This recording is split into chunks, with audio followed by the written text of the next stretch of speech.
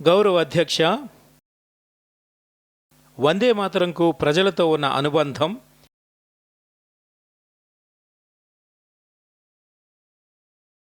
మన స్వాతంత్ర్య సంగ్రామపు సుదీర్ఘ గాథలో వ్యక్తమవుతుంది. గౌరవ అధ్యక్ష, మనం సింధు, సరస్వతి, కావేరి, గోదావరి, గంగా, యమున వంటి ఏ నది గురించి చర్చించినా ఆ నదితో ఒక సాంస్కృతిక ప్రవాహం, ఒక అభివృద్ధి ప్రయాణం, ఒక జనజీవన ప్రవాహం ముడిపడి ఉంటుంది. కానీ స్వాతంత్ర్య పోరాటపు ప్రతి అడుగు, ఆ మొత్తం ప్రయాణం వందే మాతరం యొక్క భావనల గుండానే సాగిందని, దాన్ని తీరాల్లోనే వికసించిందని ఎప్పుడైనా ఎవరైనా ఆలోచించారా?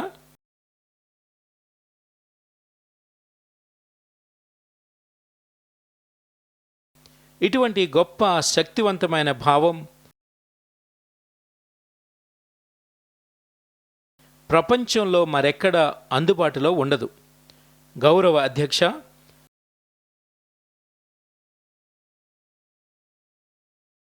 1857 తర్వాత భారతదేశంలో ఎక్కువ కాలం ఉండటం తమకు కష్టమని ఆంగ్లేయులు అర్థం చేసుకున్నారు. వారు ఏ కలలైతే తీసుకుని వచ్చారో అవి నెరవేరటం కష్టమని వారికి అనిపించింది. అప్పుడే వారికి ఒక విషయం అర్థమైంది. భారతదేశాన్ని విడదీయకపోతే,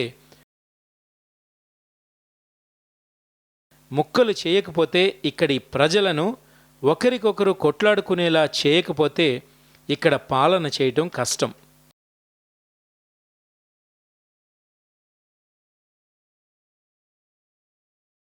అందుకే ఆంగ్లేయులు విభజించి పాలించు, డివైడ్ అండ్ రూల్ అనే మార్గాన్ని ఎంచుకున్నారు.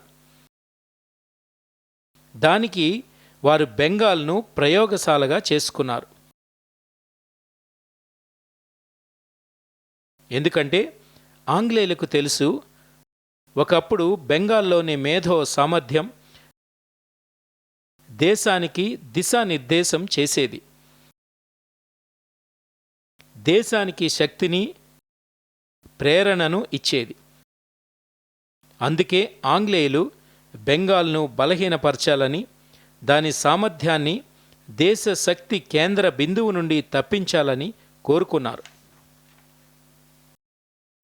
అందుకే ఆంగ్లేయులు మొదటగా బెంగాల్ను ముక్కలు చేసే దిశగా పనిచేశారు.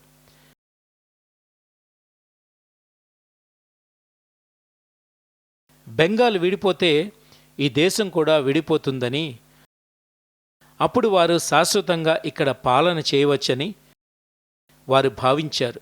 ఇది వారి ఆలోచన.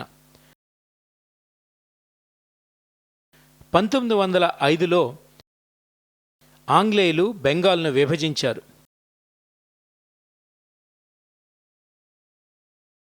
కానీ ఆంగ్లేయులు 1905లో ఈ పాపం చేసినప్పుడు వందే మాతరం ఒక కొండలా నిలబడింది.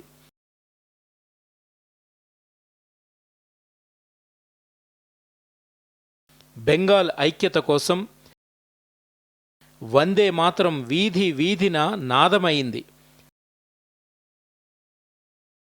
అదే నినాదం ప్రేరణనిచ్చింది.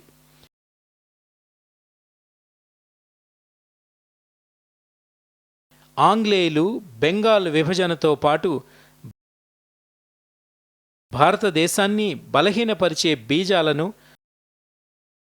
మరింతగా నాటే ప్రయత్నం చేశారు.